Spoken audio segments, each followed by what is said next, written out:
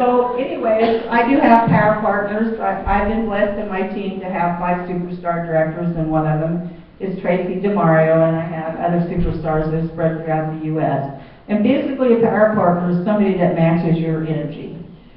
They want to work as hard as you do, and they want to get there like you do.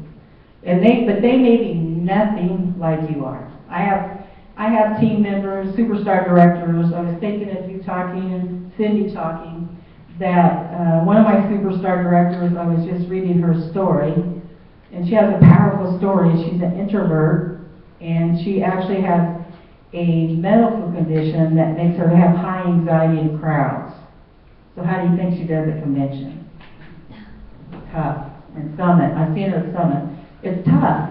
But she's learned to kind of get better with that and get out there, and now she does trainings and all that, but she's still an introvert and much prefers to be at home. But yet she's been very successful in Cincy.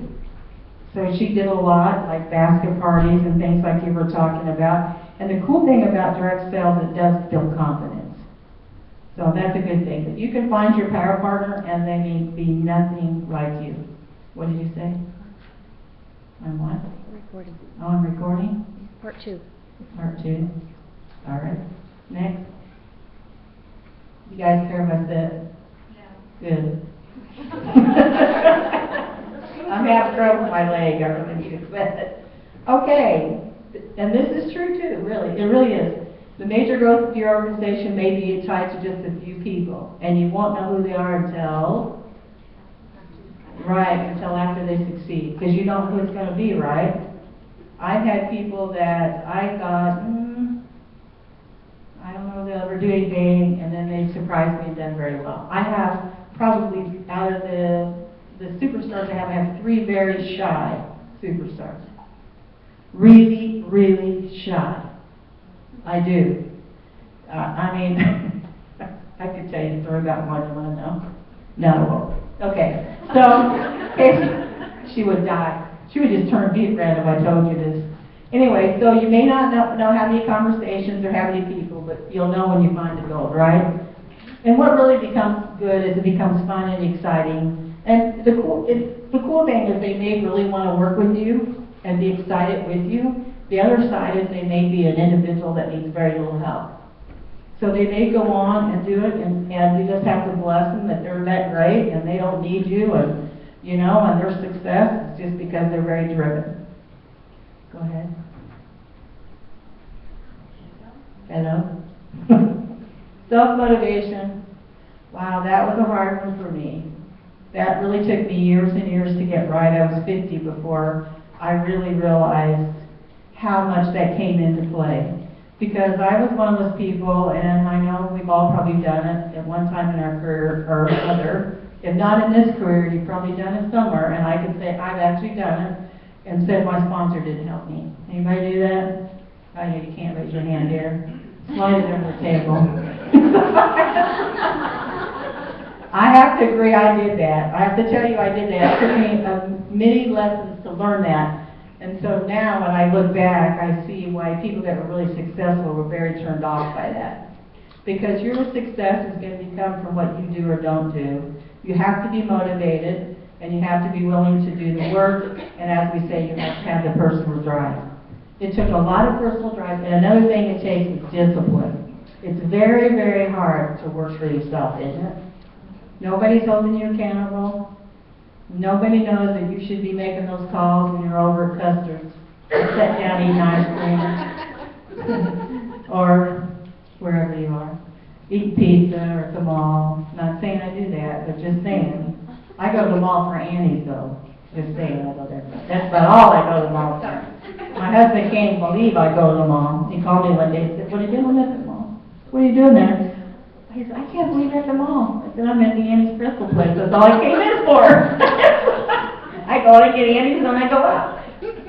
I'm very motivated by food. That's all I'm saying. And you can tell, obviously. So, bring lots of food next month. That's all I'm saying, and I'll come. I'm sorry. Yeah, with my credit card. Yeah. Oh, with their credit card, yeah. No, we'll never use hers, that's okay. Right. Sorry about that. Anyway, so personal drive really is, it took a lot of discipline for me to show up for work for myself. Do you guys find that hard? You got kids, you got dinner, you got somewhere to go, you got soccer, basketball, football, you got a new baby like Katie. There's a million reasons you can find not to work your business for yourself. But if you have to show up for work at 8 o'clock and your employer, are you there? Most every one of them is punctual for that. But we don't show up for ourselves. Aren't you worth it? Right? Sometimes we think we're not worth it. That's a lot of it. We just don't think we deserve success. And we think we're afraid of it. I think I was afraid of success for a long time. It was easier to fail, really. That's why it's easy to quit direct sales for that reason. Go ahead. Responsibility. As a sponsor, you're going to help them get off to a good start. People work at great paces. They do. Some of us are a slow start. Some people go fast out of the gate, and then some of us never do anything. And we go into what they call the witness protection program. Do any of you have those? Do you have anybody ever join and all of a sudden you're in the witness protection program? I was one of those people, so I totally understand it. You never hear from them, you call them, you send them stuff, you put them in, keep them in the loop, and you think that they're going to be your best friend, and all of a sudden they're in protection. You become a stalker. So, you got to let them go, girls and guys, you got to let them go. And the key is to never stop recruiting and searching for your power partners, because those witness protection program people, who knows when they're going to get out of that. So you got to go on. Yeah.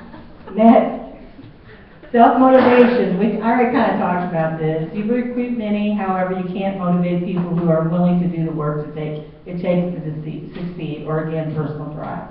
You're going to recruit a lot of people. They're going to go. I've recruited people I thought just were going to be the butter on my toast kind of thing, you know what I mean?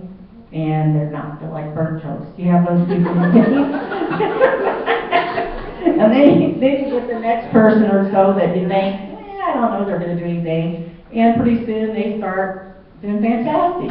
So never judge people. That's the key. Don't judge them. Match their level. If they're working and you see they're doing things with their business, I always tell people you need to pick out 3 to 4 people in your team once you have 3 to 4 people on your team. And, my first goal was to have 50 people. I thought that was a lot, and it is a lot, because in direct sales, do you know most people don't recruit one person? Not one person. So 50 people on your team is a huge deal. It really is. And so, are you laughing at me back there? Not me. Oh. Somebody was laughing behind me, and there's only one person back there. So anyway, now I forgot where I was. Okay. It is a big deal. So, work with the ones that want to work, is what I'm saying. Find your 3 to 4. Yeah, find your 3 to 4. When I have people that are building and want to build to director and want to keep going from there to star and superstar director, I tell them to pick 3 to 4 people that's really working in their business. That means they're recruiting and they're selling. Or they're a big seller, but they don't know how to recruit, because that does happen. And talk to them, say, you're doing fantastic, what are you doing? And pick those out and aggressively work with those people. Doesn't mean you don't work with the rest of them, but you want to focus on the people that want the business, that are working the business. Now, some people will tell you they don't want to be a leader, blah, blah, blah, blah, blah, and that can change down the road. But you want to work with the people that want to work. So if you're trying to chase the witness protection program people, you're spinning your wheels, and you're not going to make money that way, are you? No. Go on next. Well, how many do you have in your group now, Diane? I have 5. You have what? 5 now. How many do you have now? Like 6,300. 6,300? So if 50 is good, Yeah. I'd say 6,300 is pretty Yeah. darn good. Now, it takes good people to do that. That's the cool thing is, you have to remember to always appreciate who you have, and remember that in direct sales, it's not a one-person journey. You don't get there by yourself. I have, like, Tracy's a great leader. I always knew she would be a great leader. It just took her 2 years to figure out she would be a great leader. Cynthia, it took me 2 years to recruit Tracy, and that's the truth, and you guys probably know that story. She wouldn't join. And that's because she knew my history. So she knew I quit a lot of things. But you will find people, and it will start to snowball. It can be slow or fast, and it can seem like it's going to take you forever. But, you know, I at one time had over 10. See how many people have left? And so you'll see that in your business. It ebbs and flows, ebbs and flows. And the main reason for that is people don't think direct sales can be a career, and they don't take it serious. You have to take it serious for that to work too. The cure, don't blame your progress or pace on your team. If my team this, if my team would just get this, or if my team would get to this title, or if this person would do that or that or that, you can't do that. It's frustrating. You want to do it because you have people on your team that you know have potential, but the fact of the matter is your pace is going to be determined by how hard you work. And I was reading Carla Hunter's story, and I think she's very shy. And she's my superstar director in Canada.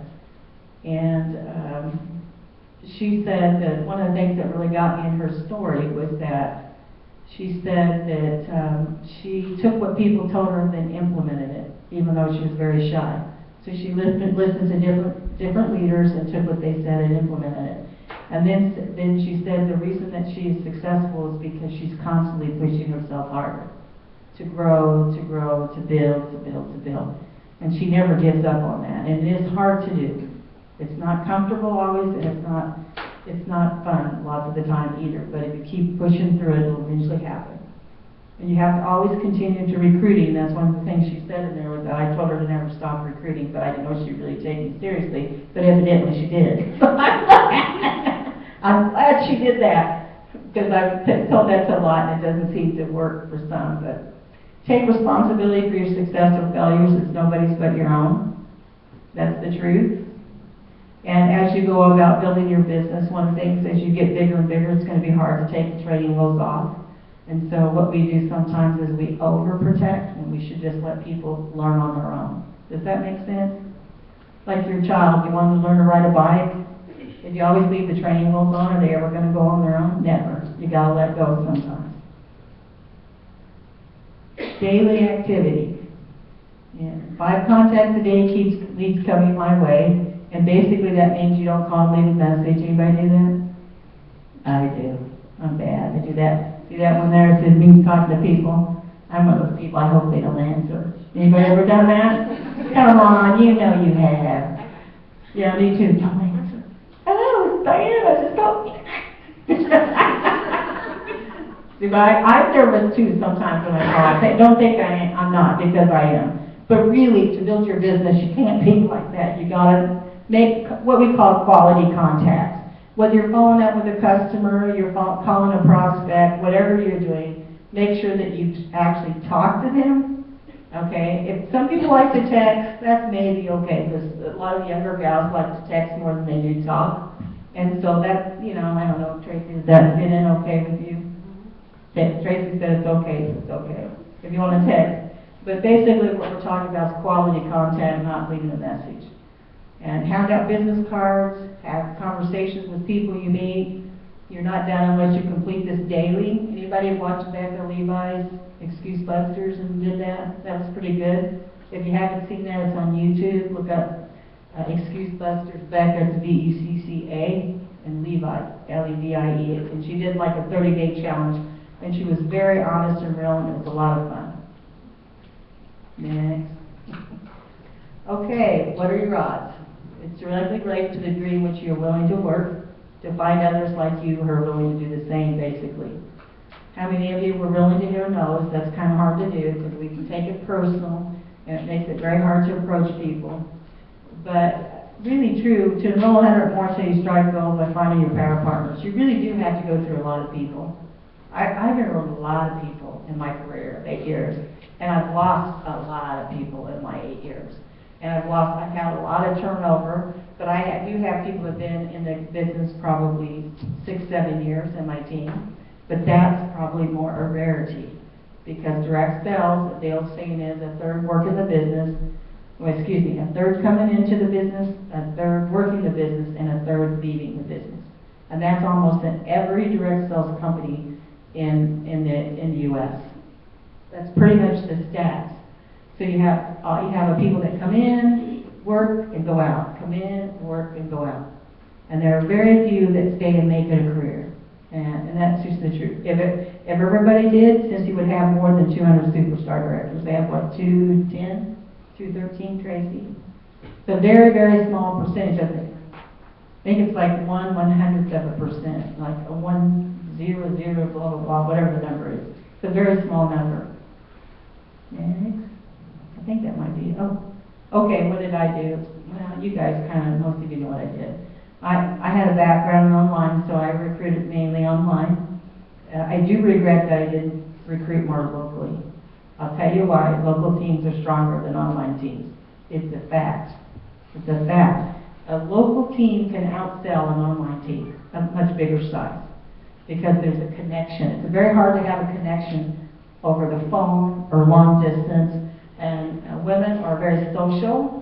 We're kind of the nurturing. We want that little coffee club. We want that little feel good, and I had to learn that because I'm very business minded. I'm like, here's information, go do it, and that's all. I did. I was really bad. I told Orville, I said, Orville, I'm just not a good nurturer. He said he wasn't either. So I got to learn because this just ain't working. Because I'm like, here's the facts, just go do, here's the information, go do your stuff.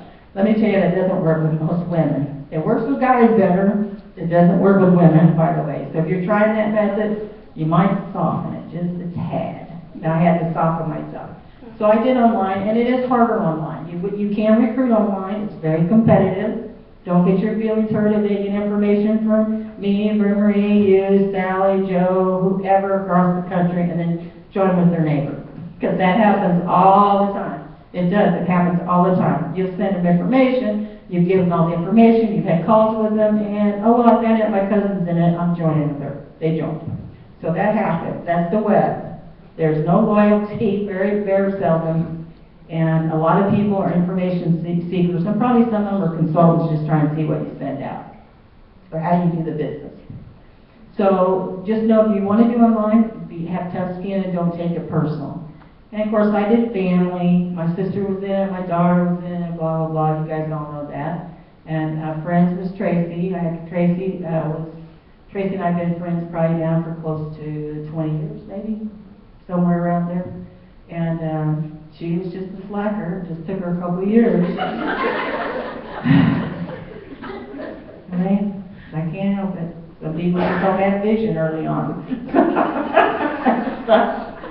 And then fairs, festivals, events. I did do some fairs and festivals and events, but I didn't do a lot. I was never big because I got burned out doing those and all the other things I tried. And I can remember when Tracy tried to get me to do a big fair, and I was like, oh no. Last time I did that, it was 107 on the pavement. I'm over that. I'm not. And with Milty bars, I'm like, no, you go for it.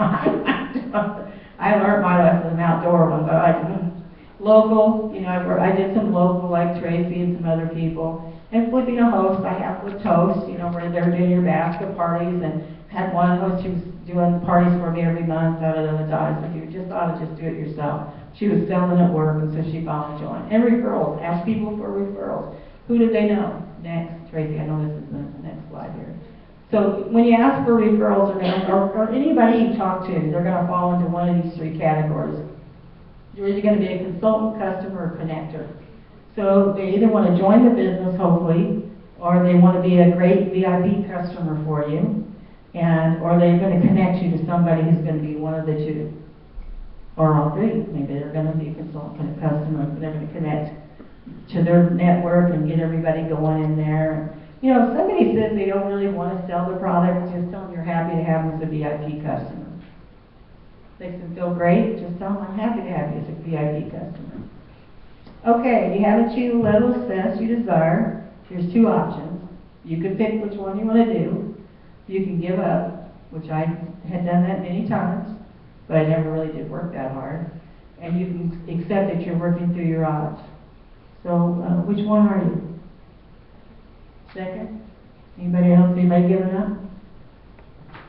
Anybody want to give up? Anybody ever want to give up? I have to. I did. I'm telling you, I did. I was there. I get it, because, I'm a champion quitter. So I get it. I had mastered that really well. Because the second one's a really hard one. Quitting's easy. See, direct sales is easy to join, easy to quit, isn't it? So that's why people do it. And I think that's the last, isn't it? Oh, we're done. Thank you.